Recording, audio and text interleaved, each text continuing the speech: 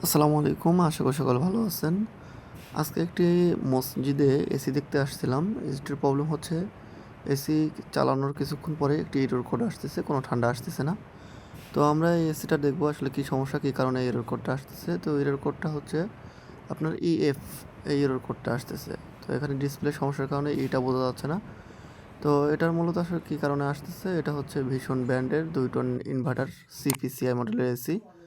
তো চলুন দেখা যাক কী কারণে এসিটার এরর কোড আসতেছে। আমরা এটাই আজকে ফাইন্ড আউট করার চেষ্টা করব। তো ভিডিওটি না টেনে সম্পূর্ণ দেখতে থাকুন।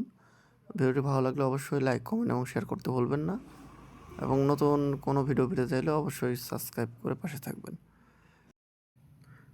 তো আমরা ইনডোরে কোনো সমস্যা পাইনি, আমরা আউটডোরে চলে আসছি।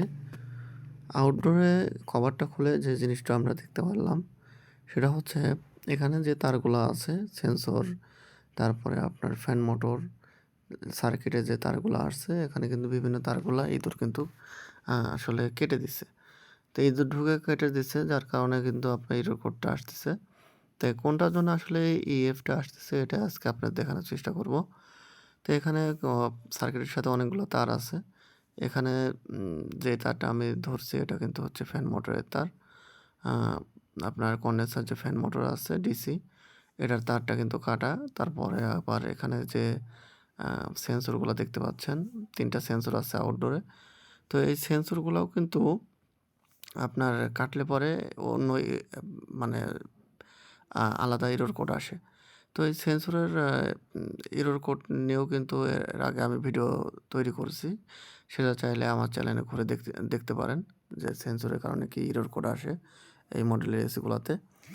তো আজকে তো আসলে মূলত যেটা এরর কোড আসতেছে এটা হচ্ছে সেন্সরের এরর কোড না। এটা আপনার এখানে যে ফ্যান মোটরটা আছে, ফ্যান মোটরের তার কাটার কারণে ফ্যান মোটর এটার জন্য কিন্তু এরর কোড আসতেছে, এবং এমন জায়গা থেকে তারটা কাটছে আপনার, এটা কিন্তু আপনার মানে রিপেয়ার করা আসলে পসিবল না এরকম আরকি।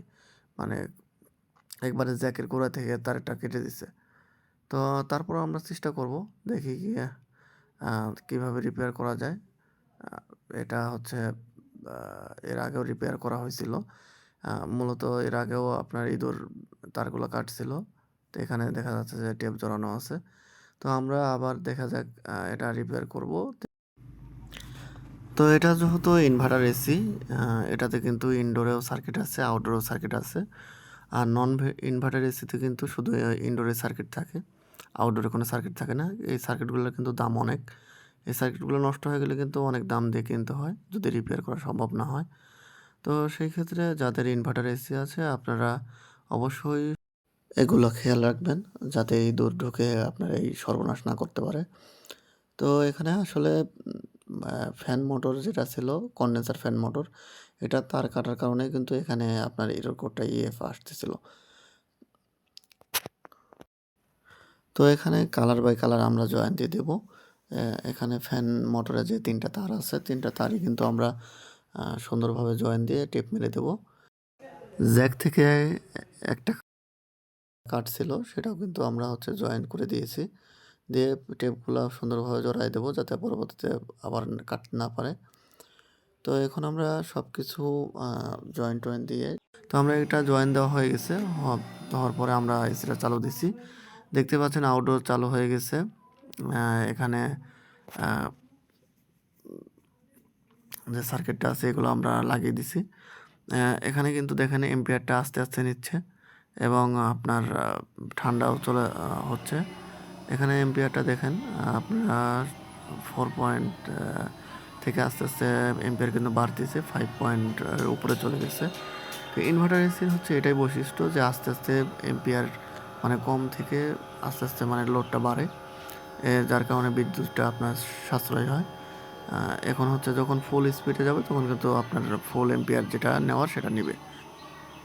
এসিটা এখন 100% ওকে। আমরা ভিতরে যেয়ে দেখবো ঠান্ডা কেমন আসতেছে। হ্যাঁ, আলহামদুলিল্লাহ সুন্দর ঠান্ডা আসতেছে, এসিতে আর কোনো প্রবলেম নাই। আজকের মতো এই পর্যন্তই। পরবর্তীতে নতুন কোনো ভিডিও নিয়ে আপনাদের সঙ্গে দেখা হচ্ছে। সেই পর্যন্ত সুস্থ থাকবেন, ভালো থাকবেন, সেই কামনায় শেষ করছি। আল্লাহ হাফেজ।